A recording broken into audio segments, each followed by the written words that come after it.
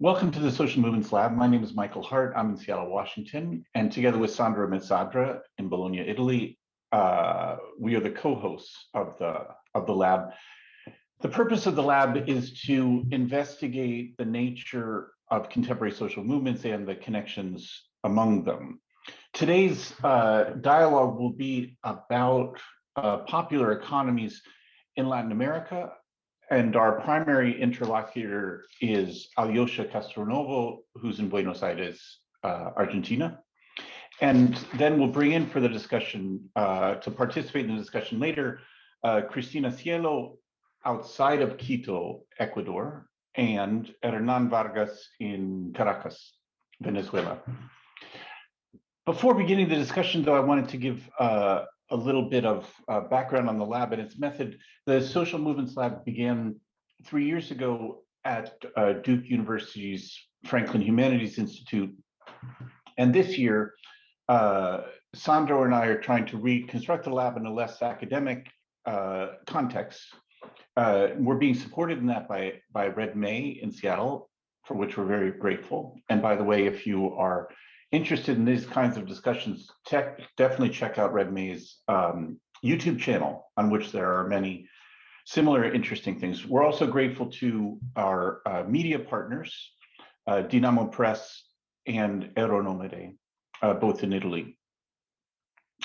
Our purpose in the lab, or maybe our method, I should maybe put it this way, our method is to try to create a panorama with different points, different struggles in different parts of the globe, in different sectors and different issues, and in some ways by putting them together to create a sense of what's going on, really.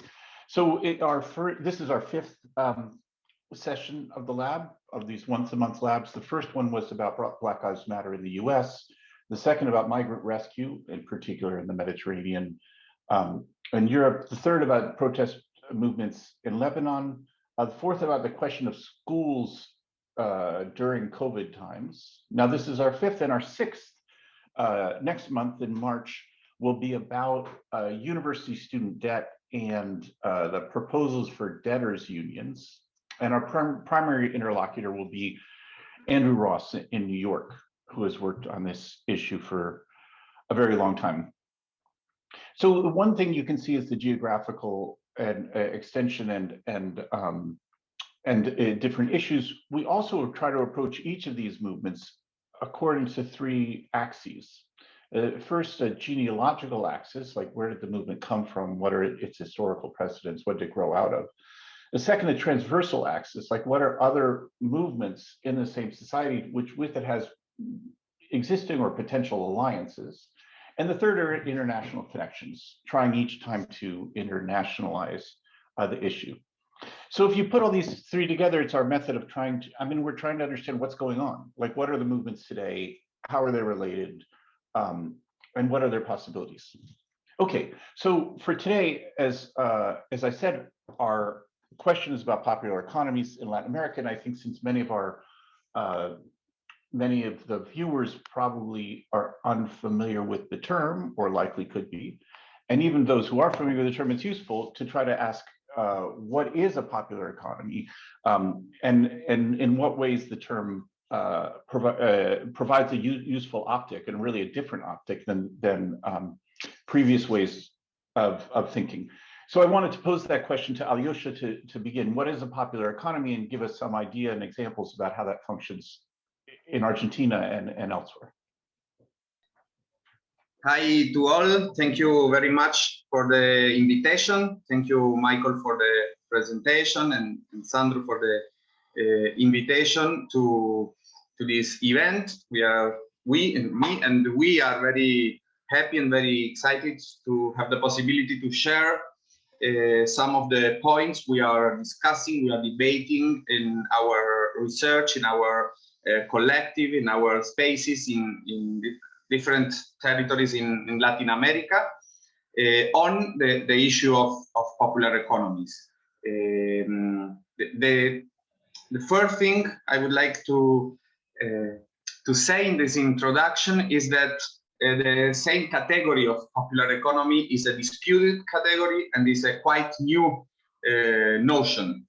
And this is very important in terms to understand both the epistemological and theoretical perspectives that popular economies take or make possible to develop in order to understand social processes, and on the other side, the political issues that are linked with the notion, with the category of popular economies, and the struggles and the social conflict that the heterogeneity of experiences that we call popular economies are creating, reinventing, and developing in daily life in different territories.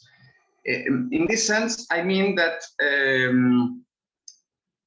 first of all, it's important to assume that the category of popular economy is somehow a way to confront and to develop a practical and theoretical critique to the notion of informality, as it is used not only in Latin America, but in this case, particularly in Latin America, as a way to name all the different forms and strategies and frameworks and networks that permit to reproduce life for majority of the urban and rural masses outside of the wage relationship, the salary relationships.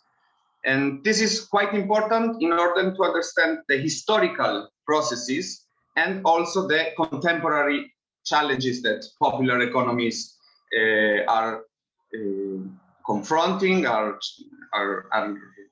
presenting to us. In this sense, the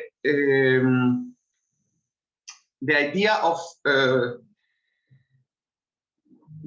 debating from the perspective of popular economies put somehow in the first line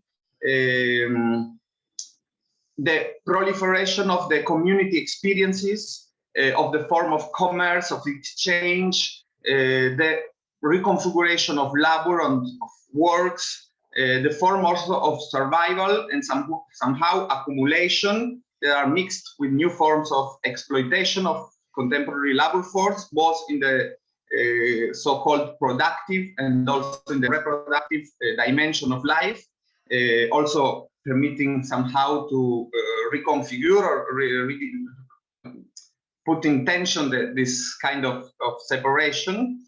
And that somehow, and this is very important in terms of recognition of several types and modes of working, recognizing the ways through which social cooperation and through which self-organization permit to reproduce life in absence or outside or beyond the salary regime. I think this is a quite central point in terms of presenting the debates on popular economies. We can say that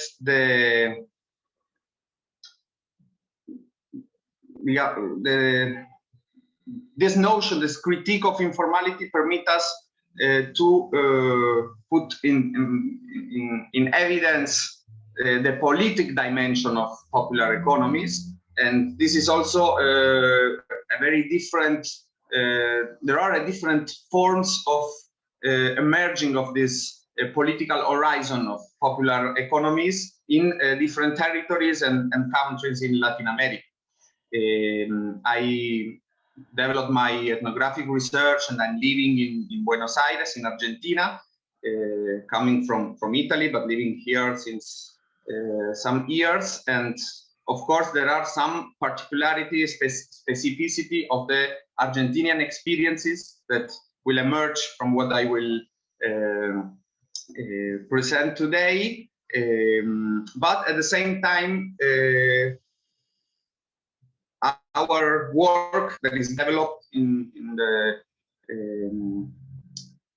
as part of the research group of Claxo, Popular Economies, Theoretical and Practical Mapping, It's coordinated by Veronica Gago, by Alexandre Roig and Cesar Giraldo, and we all are, me and Cristina, Hernán, and other several scholars and activists are part of this research network, and we work on transnational level immediately, and focusing on the specificity of different territories and countries and experiences, but on the other side, thinking the transnational dimension as a central point for understanding these experiences.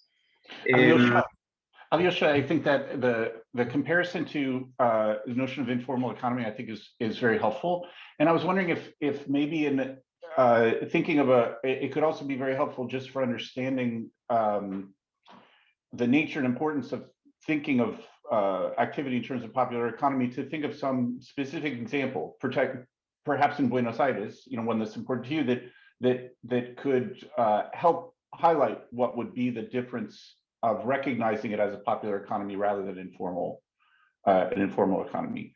Maybe just give a brief explanation of an example of how popular economy functions in Buenos Aires, a specific thing that could help, I think, as illuminate for people who aren't as familiar with it.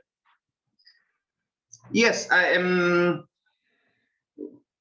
important characteristic of popular economy is the very heterogeneity of the practices and the sectors where these activities are developed. We can talk of street selling. We can talk about textile sector, for example, is a very central point of popular economy. We can talk about also the familiar and communitarian agriculture. Popular economy is also linked, for example, to recycling of garbage in the city, that it's self-organized by people individually or collectively, that we can say in the crisis of neoliberalism started to invent their own job. And these experiences are not, it's not possible to imagine that or to understand that without the intersection with social movement of unemployed workers during the 90s and the first decade of this century in Argentina and in Latin America, because these struggles started to politicize somehow the condition of unemployment, of poverty, and started to find collectively new forms of facing the dynamics of mass poverty, the dynamic of unemployment and of privatization of services. And in that way, we can see how a lot of services in the city and a lot of segment of productive and sectors and of the reproductive and care activities started to be organized, self-organized by the people that now we call workers of popular economy, no? And this is a quite important step from perceiving themselves as unemployed or poor, or somehow called from the hegemonic social science like marginal, as we see that it's the majority of people in the, or quite important part of population in Latin America, started to reinvent the forms and the infrastructure of common life in the city, and connecting with, and on this point of view, the work, different works in the last decades shows how the connection between the public policies of the progressive government in Latin America connected with popular economies, new form of exploitation.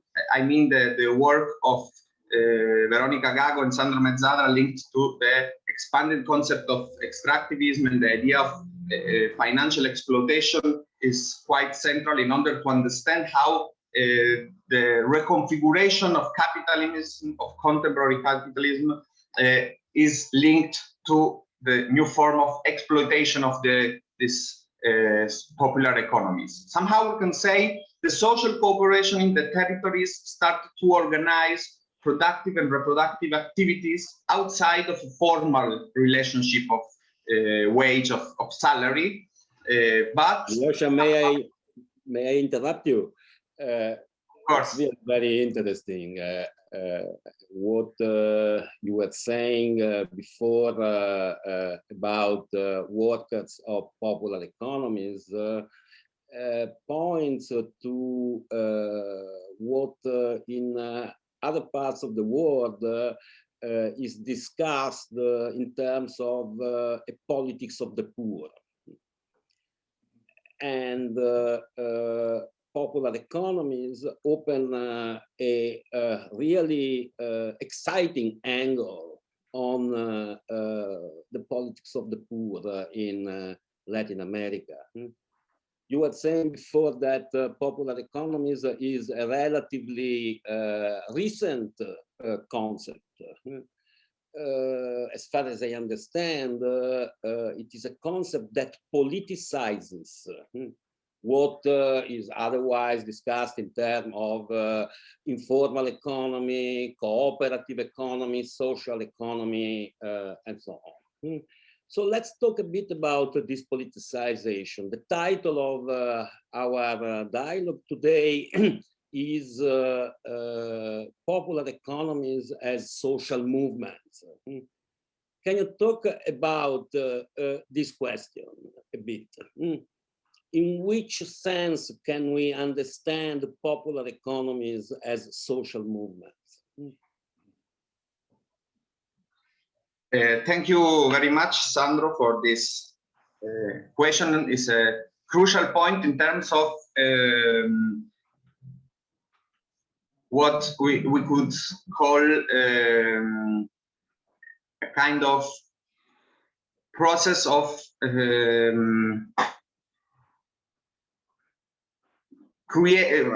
process of both on three axes. We could say that we can think about popular economies as social movement. I would like to ask this to propose the three axes that permit us to think about this these connections, starting from a central point that in a text called What Are Popular Economies? Veronica Gago talks about the genealogy of popular economies in terms of the links with the social movements that put in crisis and confronted the neoliberalism in Latin America. So this genealogical perspective is very important in terms to understand the challenge and the confrontation that connect social movement in front of neoliberal politics and the crisis, and on the other side, the ways through which popular economies are a kind of territorialization and reorganization of claims, struggles, conflicts in terms of organization of life, of common life in the infrastructure and services in the different territories. We could say that there are three axes that permit us to go on with this this reflection. On one side, what happens in terms of processes of subjectivation and creation of new leaderships or new or democratization of productive and reproductive processes. The second axis is the question of mutualism or solidarity, or how these processes reconfigure the idea of the common in the city, in the urban space, in the collective life. And the third axis, I think, it's the question of institutions and institutionality. I propose these three axes in order to, because are issues and questions that we are also discussing not only in our research group and with the experiences of activism and political involvement we have in different territories, but also on a transnational level in global south, and not only, because I think there are a lot of questions that can give us possibility to look for resonances and connection also with Europe, North America, and so on. In terms of subjectivation, processes of subjectivation, it's very important to analyze how popular economies produce new forms of antagonism or challenge new forms of exploitation that are that we are living in a contemporary capitalism. And in this point of view, I would like to focus the attention on the issue that, for example, in Latin America, in Argentina, the popular economies have become a central actor, a main protagonist of the social struggles in the last years through the foundation of a union, the Popular Economy Workers Union. That's quite interesting, a new experimentation in terms of claiming for the recognition of popular economy as workers. And this is a kind of very important point in terms of processes of subjectivation. Also in terms of... It is very, very interesting, you know.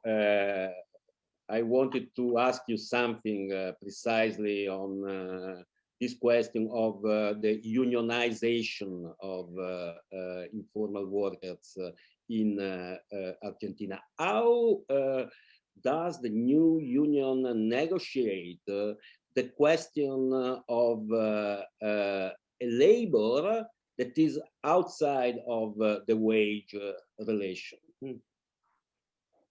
Yes, this is a crucial point of the struggles of the so-called CETEP, that now is UTEP, but not only this trade union, but also all the movements and organizations linked to popular economies. Because, and I think in this point of view, a kind of resonance with all the discussions and debates we had in Europe, and not only on social syndicalism, social unionism, are very interesting in terms of how the workers that has no salary, no wage relationship can negotiate and dispute somehow the and first of all make visible the exploitation, and secondly to negotiate the salary. So in Argentina, for example, it was there was a struggle during the neoliberal government of Macri in 2016, 2017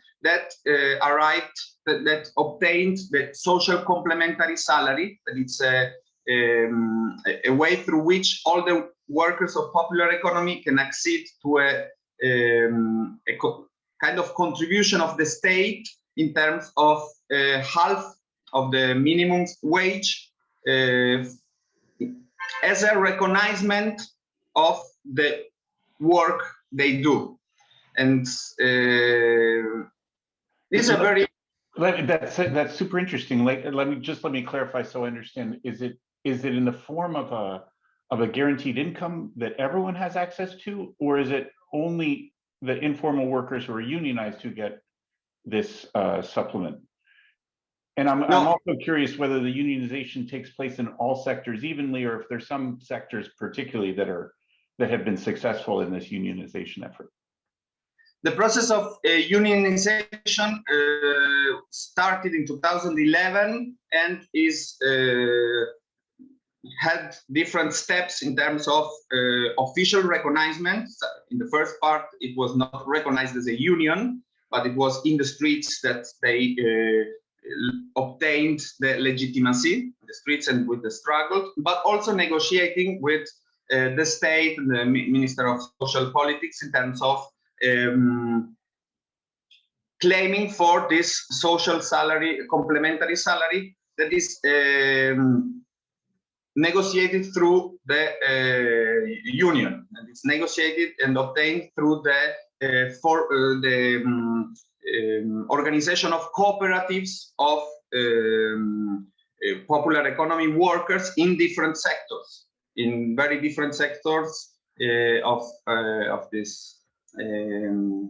I was talking before in terms of cartoneros, that are the workers of recycling, in terms of textile cooperatives, in terms of comedores, that are the self-organized kitchen in the neighborhood that are very important in terms of the reproduction of life in the neighborhoods, in terms of agriculture, communitarian and familiar agriculture.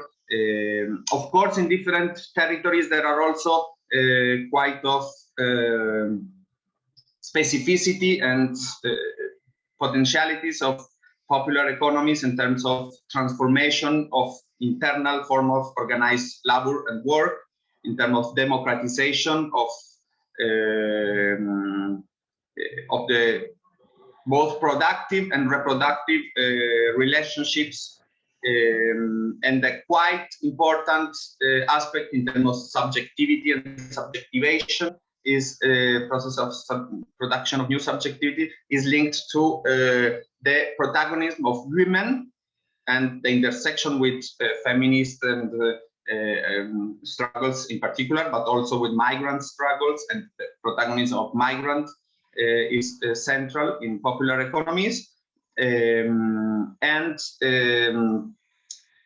Somehow the dimension of how the gender, race, and class form of hierarchical and of hierarchization and exploitation are today in the material, in the concrete, in the daily life organized. So I think it's a one of the challenge of popular economies is how to reorganize social relationships and productive, reproductive dimension of daily life, and at the same time not being reduced to what just Sandro was talking about, the politics of the poor, and how this horizon of antagonism can be, I think it's an open process, it's an open question, can be reorganized in terms of redefinition of the social conflict, of the contemporary social conflict.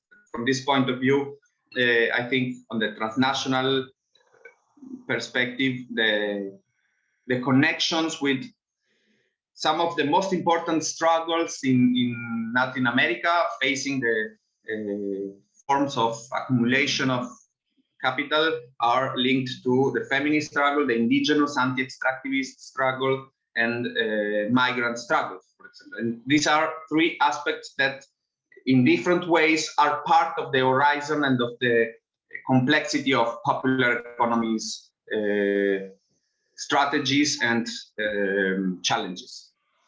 Let me clarify. I wanted to clarify one thing that seems interesting, and I'm not sure if I've understood. In a traditional labor struggle and an unionization effort, there would be negotiation or mediation with the employer, with capital. But in this case, it seems to me, or if I've understood right too, that one can only address the state, like that the supplemental wage comes from the state. So because there isn't a direct face-to-face with an employer or with capital. Am I right about that? That the union has to have as interlocutor, or are there other interlocutors that the union can address for remediation or for increased income, or is the state is it primarily in a dialogue with the state? Does it make sense what I'm asking?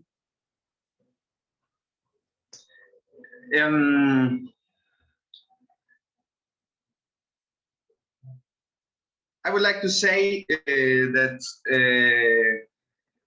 the central point linked to what you are asking, I think it's related with the form of, on one side, the financialization of capitalism and the form through which what, for example, Alexandre Roy called the hidden patron, the hidden boss, no? In Spanish, it's el patrón oculto. It was talking about this particular figure in terms of how the forms of exploitation continues while we are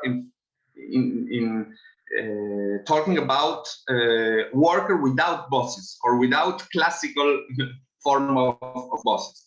So in this point of view, the negotiation with the state is key in terms of possibility of claiming for social rights, but at the same time they are facing, and this is quite complex and central point, they are facing the forms of exploitation through indebtment. And this is a quite point that is linked to popular economies and to the form. In these terms, the claim for the complementary social salary started a discussion in these terms. Of course, it's not defined, it's not, but it's showing that it's claiming for a kind of reimbursement for what is a kind of a complementary, for this it's called complementary social salary, because it's not enough the forms of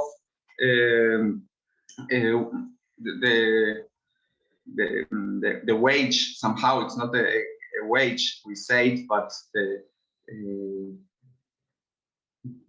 what people gains in terms of their job. There is a kind of absence, but it's linked to the form of indebtment and financial exploitation. So the state in this case is a mediator of this conflict, but I think that this kind of conflicts also are somehow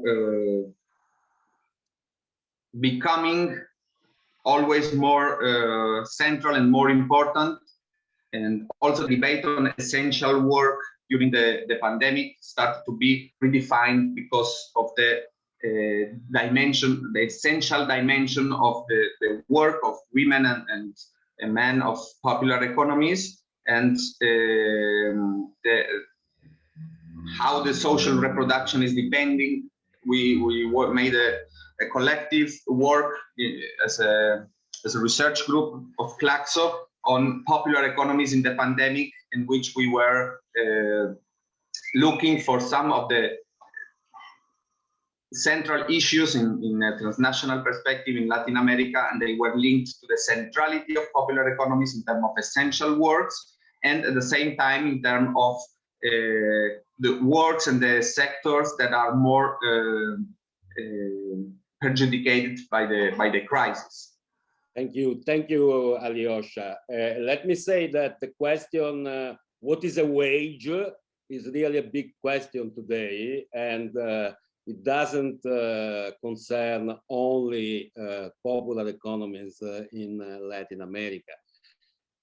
And the financialization of popular economies figures quite prominently in the research agenda in Latin America. Maybe we'll have time to add back to it later. But now, a point that deserves a bit more discussion, I think, is the question of the relation between popular economies and feminist movements in Latin America. And maybe Cristina has something to say about it.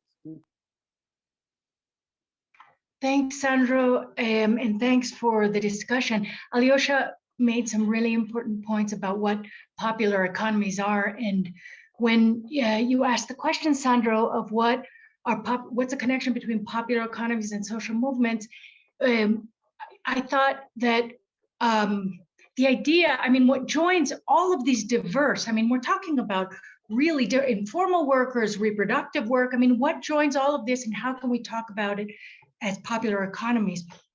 Part of the politicization of this work is trying to think of all the work, all the socially produced work that is not paid that is expropriated, that's appropriated by capital. I mean, and so that's the politicization. That's, I think, the analytic political move of calling these popular economies popular workers as opposed to informal workers. And the connection then becomes really clear to feminist movements. It's not only, I mean, I think really importantly, the state as a as the site, the institution, the from which one demands a recognition of the socially produced public work is one site, but we can also think of the women's strikes, the March 8 women's strike, where the idea is that women stop working globally and see what doesn't get done. All the work that women do that isn't recognized, this sort of the unrecognized reproductive work is part of what, as for me, what connects popular economies, the heterogeneity of them, to the claims that are being made by indigenous workers, by women, by migrant workers. I mean, what connects all of these and what connects them to social movements is this claim to be recognized, for the work in particular to be recognized. I just add that. Yeah, I think that's really interesting, and I was wondering how much the connection goes with how much within this heterogeneity are majority women workers. Like, so some of the reproductive work one thinks of, but then other sectors that we're talking about within this heterogeneity, I don't know, different kinds of street sellers or other sorts of work. Is it, I guess I'm wondering how much the overlap, let's say, between the different sectors of popular economies and majority female workers. Or maybe I'm thinking maybe one should do a different kind of map of different sectors and ones that highlight that or not. I'm not sure I understood the idea of majority female workers. So you're saying certain sectors where there are a majority of female workers, like street sellers, like market vendors, for example. Market vendors clearly are majority female workers. And part of what happens in these kinds of works, I think, is that supposedly productive work gets overlapped with reproductive work. In the markets in Bolivia, you have women who are taking care of their kids at the same time that they're selling whatever they're selling, at the same time that they're trying to, help their kid with homework. And so this division between sort of the work that is salaried, paid, and unpaid is part of, I think, what popular economies, and as Alioscia said, this idea of sort of the common and collective life, the social organization necessary, is the analytic of popular economies tries to highlight that. I think we're still talking about the same people. It's not different people. It's not, but it's an analytic. It's a way of thinking about informal workers, what have been called, still are called, informal workers, underpaid workers, workers in homes. It's a way of thinking about them that we hope, as we talk about it, helps to politicize it insofar as it shows how this work isn't being paid for what it's doing.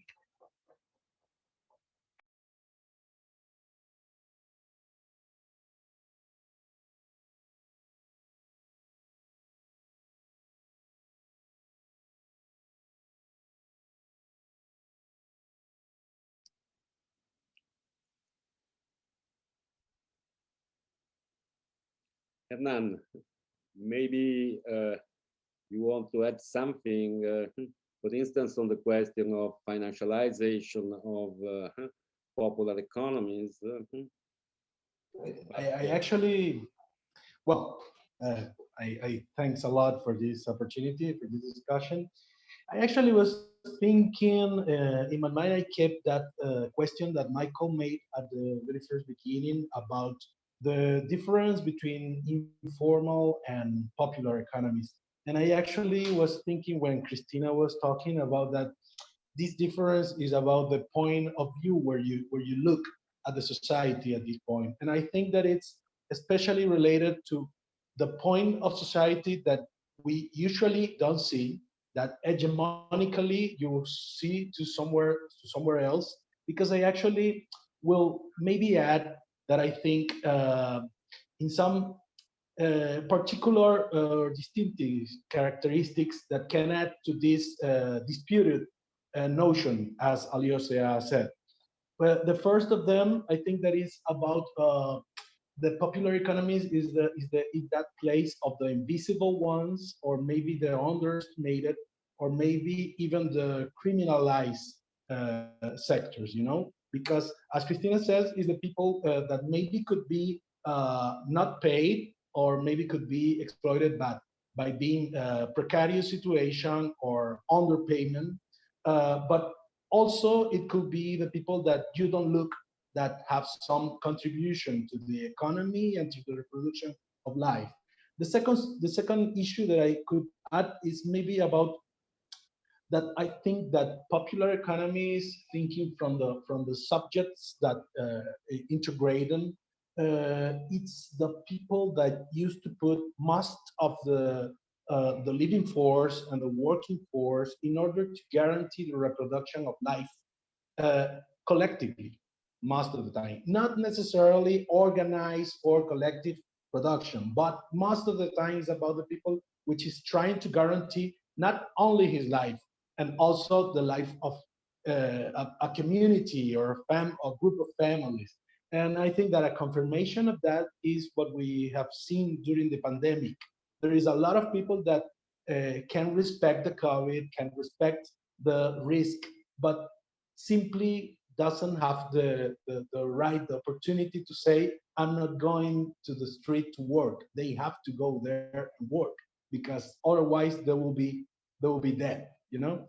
The third issue is maybe about uh, that I think that the popular economies most of the times are some subjects that a group and establish some kind of particular rules or of special normatives that could be different or contrary to the logics of endowment, logics of the market, of the metabolic dynamics of the market, of the capitalist market, not necessarily with consciousness, not necessarily as a political decision, but you have some kind of specific rules that can, yeah, exactly rule a communal market, a popular market, a cooperative, or maybe a commune, productive commune in the case of Venezuela, where, for example, in the communal market, people decide that they won't have the market price. They will have a price that obeys to the cost structure, and that's a decision. And it's about not speculative relations, but also you can have some popular economies in some productive communes where people decide to start to produce some part of the land in a collective way, and that's not the commune way in the capitalist market. So they are trying to figure some special rules, some particular rules that are built in order to protect that collective sense, that community. And the fourth issue that I could add, maybe to establish that difference, is about the possibility to get together in order to struggle, to fight, or to guarantee some means or capacities for collective possibilities of production or reproduction. Like, for example, maybe in Venezuela, you can have uh, the experiences of some associations of cooperatives where they establish the specific health system or clinic for the associated to the cooperative. But also you can have some urban communities that also fight in order to have a truck, a collective truck, in order to be able to go to further regions in order to find food, in order to have direct exchange between communities in the urban and the rural. So I'm trying to establish some points that maybe can distinct or to give some contribution to this disputed concept that Alioscia told us before. And I think that maybe what can be also, I think that maybe when we talk about popular economies, we can talk about different scales, because most of the times, for example, in Venezuela, we have a study, as I said, communal markets, productive communes, or maybe some networks of cooperatives that maybe they can have a vision of alternative economy. But I think that we think that popular economies is more than political organization in order to transform. You can also have little and small producers. I think that it's more about the subject, and it's the last thing that I could add. That is, I think that it's important to see the subject that integrated, because most of the time is the woman that guarantees life for their family and their community, and that's also in the rural as in the urban. But then you can have a little difference, because you can have some kind of work of living force, which is maybe women and men also, which is about people with work. We have employment, administrative employments, but also people who works by trade market, and also people who sell service, maybe for cleaning, maybe for plumbing, maybe for building services. And maybe you can find in there a composition where you have women, when you have men. But what I can emphasize here is that the guarantee of life is most of the time about woman in this composition. And I think that in that sense, we are proposing from the collective I'm part of, the discussion of popular economies from popular economies from the subject, to see what we think is the relation between the subject and the territory in a political way, in a cultural way, or in a social way. We actually think that it's some kind of necessity to go back to the discussion of the class, but in order to revisit which means class in this moment. And I think that's actually a link with the discussion between social movements and popular economies, okay? Because I think it's about how is the reconfiguration of class struggles in this time of the capitalist system. Sandro, well, before going, I just wanted to remind people, even though I said at the beginning, I feel it could have easily gotten lost, that Hernán is in Venezuela, Cristina is in Ecuador, and Alioscia is in Argentina.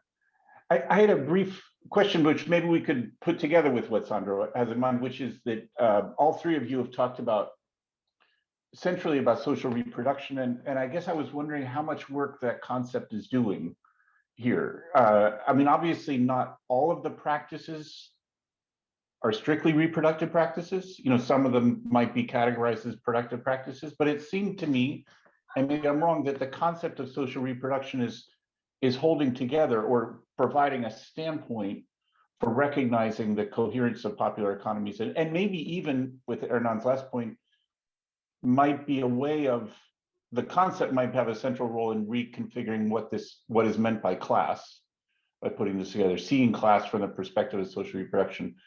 I'm trying to work and thinking just conceptually, that seems to me there's innovative work done that concept's doing here. Sandro, could you just add, because we don't have to have direct answers to the question. No. It's a quite different question. Oh, okay. Okay. I don't know if any of the three of you have, it could just be a comment. I'm reflecting on what the three of you have said, really, is what I'm trying to do. I could say something. I mean, I think that I think you're totally right that that's playing a really important role in how all of us in our conversations are thinking. But also, I mean, it's the feminist recognition of the work, the reproductive work that's at the basis of the possibility that there be productive work. I mean, it's that sort of that insight that I think connects a lot of what we're all trying to think through in our local national collectives, and when we come together and talk at Latin American, and also now there's discussions which many of us are part of, connecting with different parts of Asia, Middle East, and Africa, trying to think about what does it mean to take seriously sort of the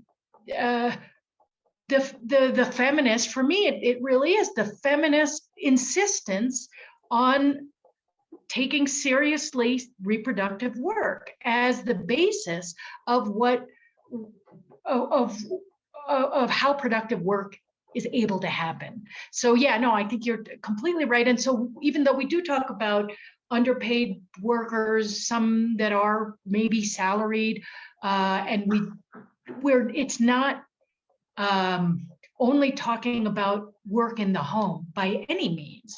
I think in the same way, I mean, I think we're trying to think through also this idea of like extended reproduction. How do we think about reproduction, not only as care work, but reproduction of the community, reproduction, cultural reproduction that has to do with how we use nature. I mean, I think that we can think through more beyond social reproduction itself, but to think through reproduction of life. The feminists talk a lot about just putting life in the center. What happens when you put life in the center? You have to talk about reproduction of all sorts. And I think that is at the center of what we're trying to talk about with popular economies. Hernán? Yeah, maybe I would like to add two comments. One is kind of related to the issue of the state and the social movements, because specifically about the state. Because, for example, Venezuela, as you know, is part of the what you can call a cycle of progressive or revolutionary government processes in the region. And I think that it kind of provides some kind of umbrella of the neoliberal policies, specifically in Venezuela, during the last 20 years, because you have different kind of conditions that have of redistribution in order to protect some kind of rights. At this point, as a result of some blockade measures, and also I think that the frontiers of the rentism, you have a precarious situation, a change of situation, of that situation. But what I would like to highlight there is that during these years, we have been able to accomplish a vision of development that could be centered on life and could be centered on guarantee, not reproduction of capital instead of reproduction of life, the social reproduction. And I'm talking not only about social reproduction of the workforce, also the social reproduction in the whole sense, in the extended sense, the reproduction of life.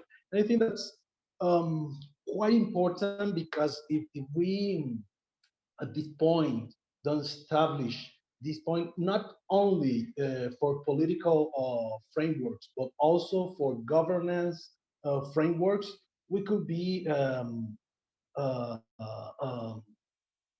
entramped in the vision on that you have some expense of the state, and you can see the importance of build policies that are about to guarantee the social reproduction.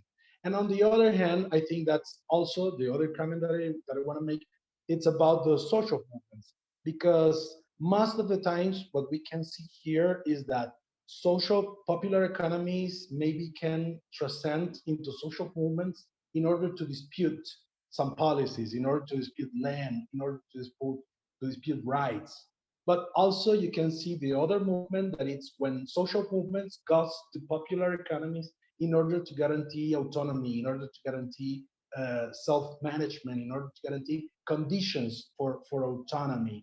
But what I think that could be a risk at this time is not to see the importance to change the political view, most of the time from the left, that can see the importance of a refreshment and actualization of the point of views of the class struggle because current capitalism, most of the time, and I think that the COVID has evidence that most of the times is sustained by the woman's work, woman's unpaid work, but also by community work.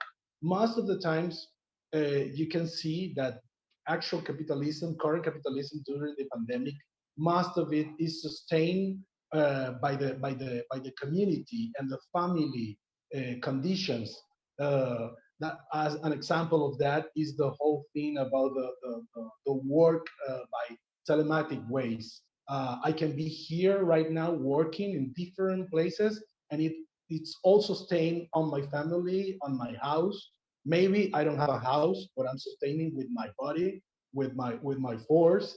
Most of the time, I could be a woman, and I'm sustaining with all my relations. That could be my family, but also my community. And that happens maybe if I have the opportunity to work from my computer, but that also happens when I have to go to the streets, maybe in a bicycle or in a motorbike, in order to guarantee that a big corporation could reproduce capital. But it's reproducing on my body, on my work, on my bicycle, on all my relations that make food for me, that make conditions for life. And that's all a whole kind of situations that from the political point of view, most of the time you don't see. And you think that class struggle at this time is about to organize the people on the fabric, on the factory, or in the mining, or in the land. And that's true. That's also true. But I think that my point here is that most of the times there's a lot of work, a lot of living force that is sustaining the accumulation and extraction of capital. And I think that, for example, in the case of Venezuela, most of this work is about life, is more about unpaid work, is more about a social way of life that we don't recognize as work. We don't recognize a value generation. And I think that's kind of a challenge to think, to discuss the issue of state, to discuss the issue of politics, to discuss the issue of the social movements. Alioscia, maybe you want to add something to have the last word, in a way, in our conversation. Just thanks. Just a few words, because I think that when I was talking about social movements and the relationship between social movements and popular economies, one of the issue was thinking about institutions and not thinking just about the state only, but thinking about the capacity of these processes to have a kind of, or the capacity of the instituent capacity of these processes. Are they able to transform social relationships, to produce infrastructures in territories, to develop and produce new forms of antagonism, and at the same time capacity of maintenance of forms of life and democratization of form of production in time and space. I think this is a quite central point in terms of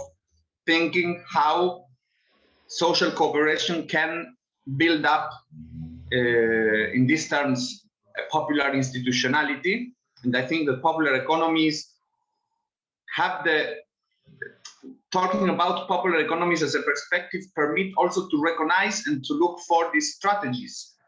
And there are historical memories that are linked to, for example, to anti-colonial struggles, until memories linked to the more classical working class struggles and strategies, and all these aspects of unpaid work and extended reproduction that Cristina and Hernán was talking about.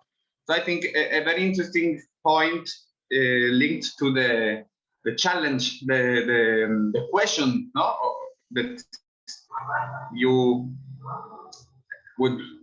that you started today. Can we think popular economies as social movement?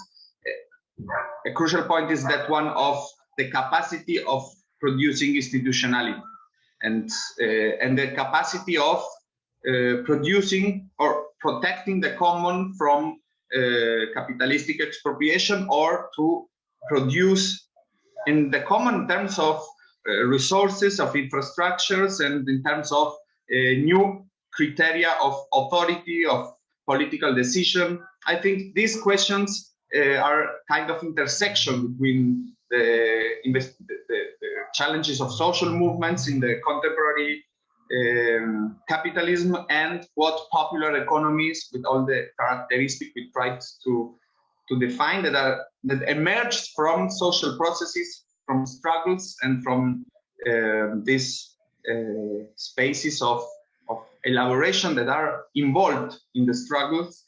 I think this could be a good research, a good work to go deeper and to work on.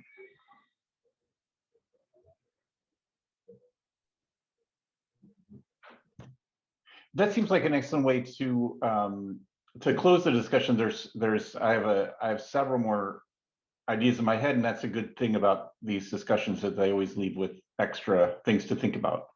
I'm grateful to you all, Sandro, Mezzadra in Bologna, who co-hosts this with me, Alioscia Castronovo in Buenos Aires, Cristina, Cielo outside of Quito, Ecuador, and Hernán Vargas in Caracas, Venezuela.